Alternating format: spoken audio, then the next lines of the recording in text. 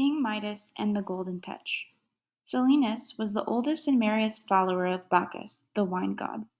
One day he wandered off from Bacchus's band of revelers into a land called Phrygia, where roses grow.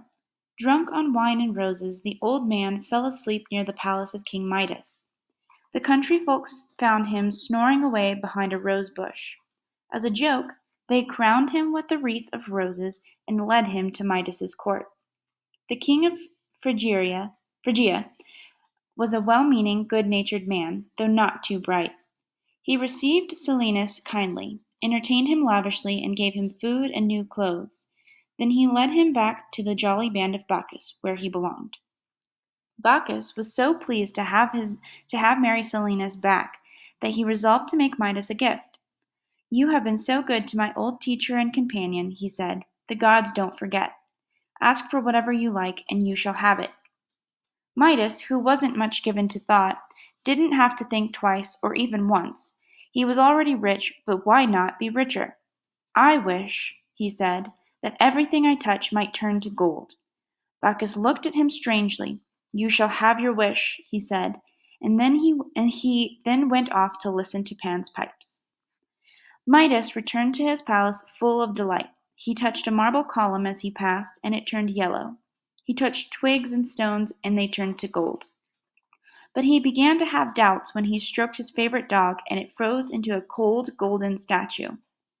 The dinner gong sounded, and he hurried into his meal, taking care not to touch his couriers and servants. He was hungry. The table was loaded with good food: mutton and barley bread, goat cheese, and pitted ripe olives. Grapes shone in beautiful colors: crimson, purple, and amber. Sitting down at the head of the table, his chair, of course, turned from ivory to gold, he plucked a luscious purple grape and popped it into his mouth. Oh, horrors! It turned into a gold lump. In disgust, he spat it out. Pah! He tried the soup. It turned to molten gold and burned his mouth. Likewise, the bread, cheese, everything. He was stricken. At this rate, he would starve to death. His couriers, servants, and dinner guests were watching him curiously. Some of the more hard-hearted were trying not to laugh. His little daughter Marigold, soft and sweet as an angel, ran up to him with compassion. "Oh, dear father," she cried, "are you ill? What is the matter?" She embraced him lovingly, her warm arms around his neck. All at once she stiffened. Her limbs grew hard. Her white linen tunic and peaches and cream complexion turned yellow. Her lovely hair did not change color. It had always shone like the rays of the rising sun. Little Marigold had turned into a golden statue. Midas was appalled. He called out to the god, "Bacchus, divine Bacchus, come take away this terrible gift." At first the god did not hear him. He was far away in the vineyards listening to Pan's music. But he heard at last and came to the king. "Well, Midas," he said, kindly yet a little sternly, "do you think gold the finest thing in the world?" "Never again, good Bacchus," replied the king humbly.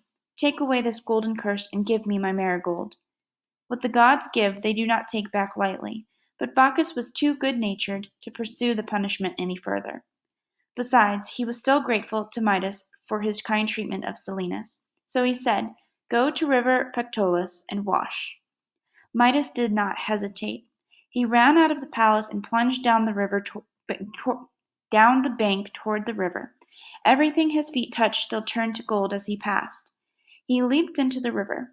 As the waters washed over him, he felt born again, free of the curse of gold and free of his greed for gold. He felt all his burdens drop away. His stiff golden tunic was soft white linen again. His belt and sandals were pliant leather once more. He had returned to the natural, the human. But the sandbars of the river where he washed away his sin turned gold, and remained so always. A new man, he ran back to his palace and embraced his daughter. At first she remained cold and hard to his touch, but in a few minutes she was no longer a statue but a warm, breathing, loving little girl, nestling in his arms. "Oh, father, I had such a strange dream." "Never mind, my pet, it's all over now. Now let's eat. I'm starved to death." He almost was.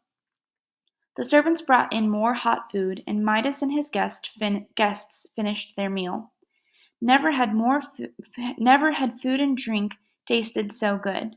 When they had finished, Marigold took her father's hand and told him about some beautiful white flowers and anemones she had found in the woods. "Won't you come see them with me?" "Of course, my dear." He walked with her to the flowery terraces of the green woods and found there greater joys than the gold bars and coins of his treasure house had ever offered.